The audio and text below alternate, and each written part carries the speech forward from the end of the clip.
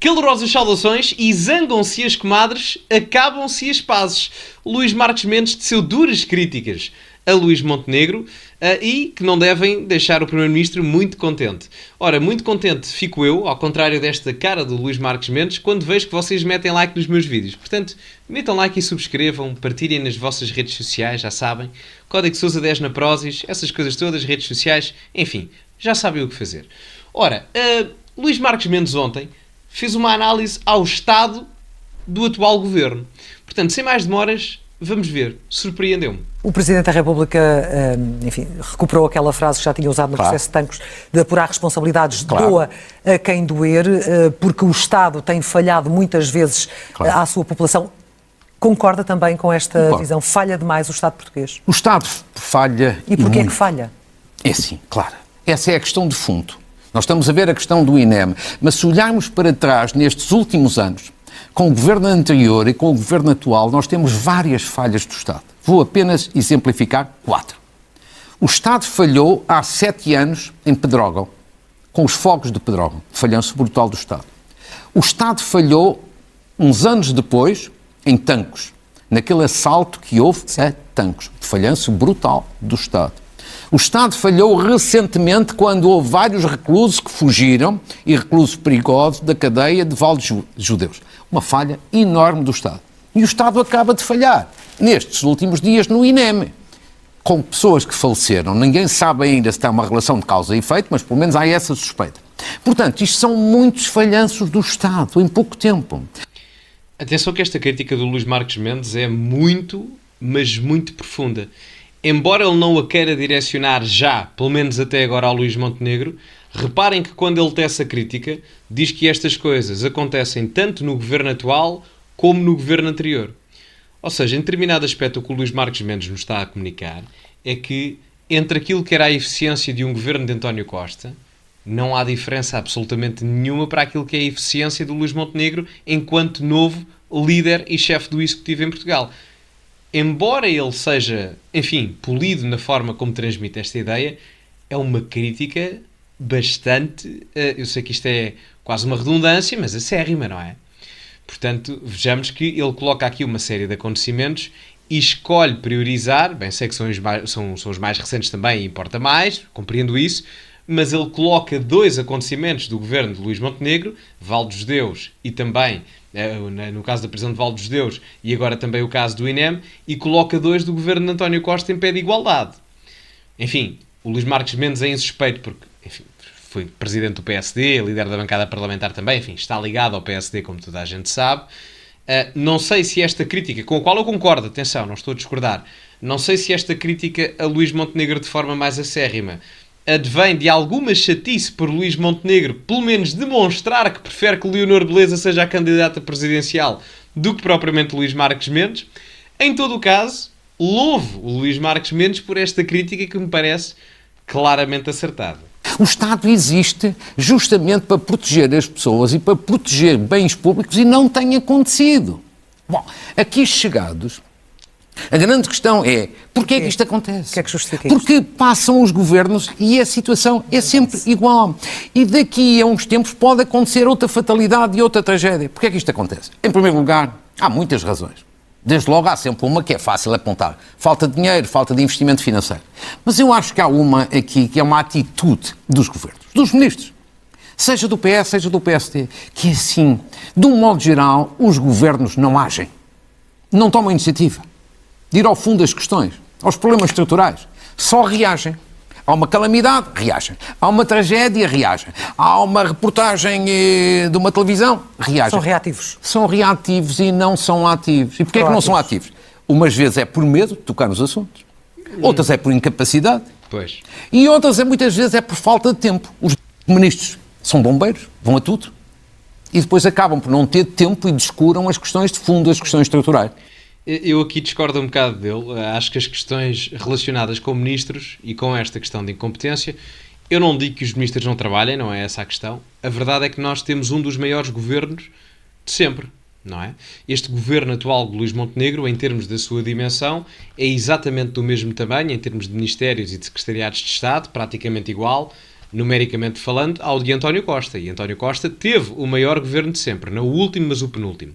Portanto, não me parece de todo, muito honestamente, que seja essa a principal razão para a falha dos ministérios ou dos ministros em si. Parece-me que há uma questão de falta de qualidade de gestão, em determinados casos, não só de gestão, mas também de qualidade política, nomeadamente na saúde e na administração interna. Que aí não me parece que seja tanto um problema técnico, seja mais um problema político do que outra coisa qualquer. Portanto, aqui eu discordo do Luís Marques Mendes, mas leva-nos também a outra questão. Quando se perguntarem porque é que os partidos da nova direita radical populista europeia têm tantos votos, como é o caso aqui em Portugal do Chega, mas há vários outros exemplos, o Vox em Espanha, a AfD na Alemanha, Fratelli d'Italia, a Lega em Itália também, o Rassemblement National em França, enfim, o que quiserem, a grande justificação para esse crescimento, além da própria simpatia ideológica que as massas que votam nesses partidos têm por esses partidos, é aquilo que o Marques Mendes aqui diz. Porque reparem, o que o Marques Mendes aqui está a dizer, mesmo sem ele próprio perceber, creio eu, que não é a intenção da argumentativa dele, é que independentemente de quem esteja na função de execução do Estado, não é? Enquanto órgão executivo do órgão de soberania, quem estiver no governo, independentemente de quem seja, o resultado é exatamente o mesmo. E as pessoas começam a pensar, bem, se o resultado é exatamente o mesmo, independentemente das variáveis que eu coloque nessa mesma instituição, seja um bocado mais à esquerda ou um bocado mais ao centro, no caso do PSD, o resultado é exatamente igual. Ora, se é preciso mudança, e o slogan no caso do PSD era literalmente o ritmo da mudança, ou uma coisa assim do género, e isso não acontece do ponto de vista prático, então aquilo que era mencionado teoricamente vai pelo cano abaixo. E é isso que leva ao crescimento dos partidos à direita, da nova direita radical populista europeia.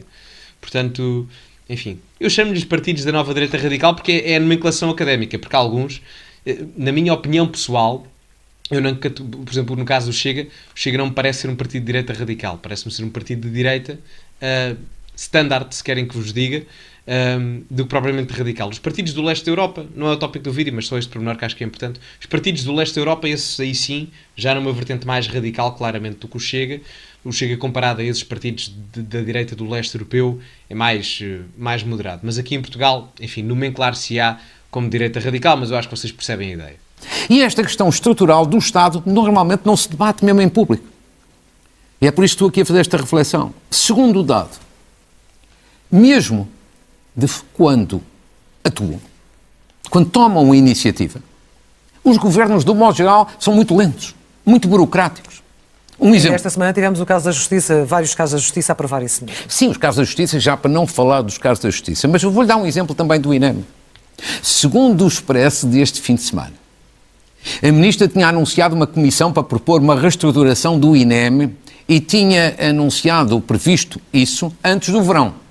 Ora, nós estamos em novembro e, segundo diz o Expresso, essa comissão ainda não foi instalada, ainda não começou a funcionar. Como é que isto é possível? Certo. Claro, se isto fosse no setor privado, já havia comissão e já havia plano de reestruturação. Agora, no Estado não há nenhuma coisa nenhuma. Dá uma ideia de que não há um sentido de urgência, é isso? Eu vou perguntar isto, só aqui em termos de análise, não é? Neste nosso espaço digital.